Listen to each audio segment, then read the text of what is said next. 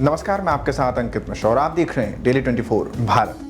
Brazil ने चीन को एक बड़ा झटका देते हुए उसके महत्वाकांक्षी प्रोजेक्ट BRI यानी बेल्ट एंड रोड इनिशिएटिव में शामिल होने से इनकार कर दिया है।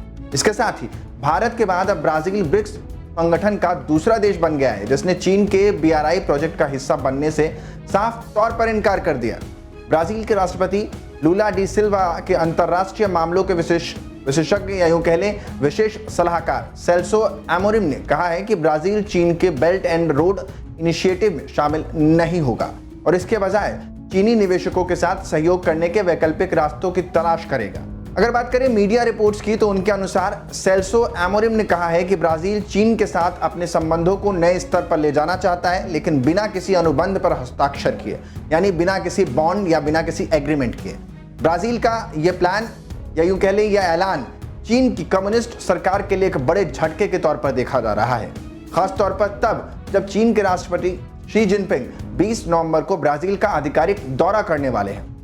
चीन की कोशिश थी कि जिनपिंग की ब्राजील यात्रा को राजकीय यात्रा का मुख्य आकर्षक बनाया जा सके, उसका आकर्षण ज्यादा से ज्यादा भुनाया अंतर्राष्ट्रीय स्तर पर जा सके, लेकिन अब ब्राजील ने प्रोजेक्ट से ही बाहर रहकर चीन के मंसूबों पर पानी फेर दिया है।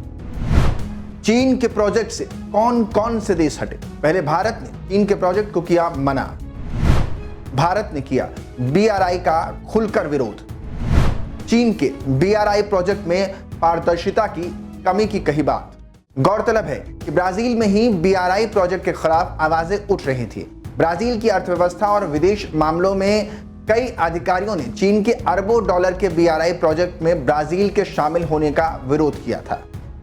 अधिकारियों का कहना था कि चीन के इस बुनियादी ढांचे के प्रोजेक्ट में शामिल होने से ब्राजील को अल्प अवधि में कोई फायदा नहीं होगा, साथ ही इसके चलते ब्राजील के अमेरिका से भी संबंध खराब हो सकते हैं।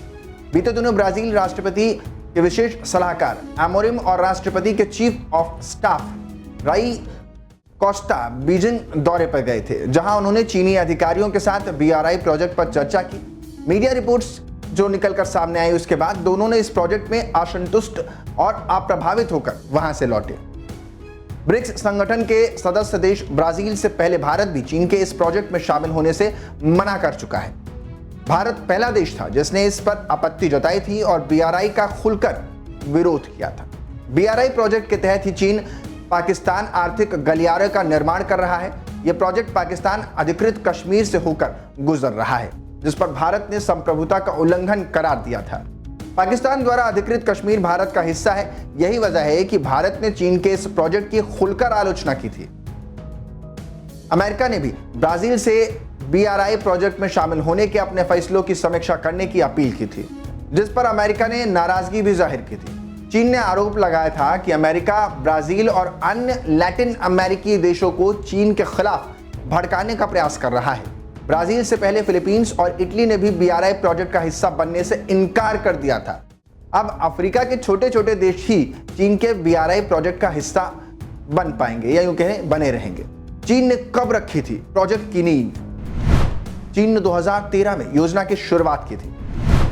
वैश्विक कनेक्टिविटी और सहयोग था उद्देश्य। दक्षिणी पूर्व एशिया, मध्य एशिया, खाड़ी देशों को बढ़ानी थी कनेक्टिविटी। अफ्रीका और यूरोप से समुद्री और स्थल मार्गों को था जोड़ना। दरअसल चीन ने साल 2013 में वैश्विक कनेक्टिविटी और सहयोग के बढ़ावा देने के उद्देश्य से BRI यानी बेल्ट एंड रोड इनिशिएटिव योजना की शुरुआत की थी। इस योजना का उद्देश्य चीन को दक्षिण पूर्व एशिया, मध्य एशिया, खाड़ी देशों, अफ्रीका और यूरोप से समुद्री और स्थल मार्गों से जोड़ना था। इसके तहत चीन विभिन्न देशों में बुनियादी ढांचों का विकास करने में मदद कर रहा है और रेलवे, बंदरगाह, राजमार्ग, ऊर्जा, बुनियादी ढांचों का निर्माण भी कर रहा है। इस प्रोजेक्ट से चीन की आर्थिक ताकत कई गुना बढ़ने का अनुमान भी अंतर्राष्ट्रीय स्तर पर लगाया जा रहा है। चीन की योजना का हो रहा है विरोध। आलोचकों ने जताया भारी विरोध। चीन योजना के सहारे छोटे देशों को कर्ज में डुबा रहा। कर्ज चुकाने में असमर्थ तो संपत्तियों पर करेगा कब्जा। कर्ज न चुकाने पर राजनीतिक रियासतों की करता है चीन मांग।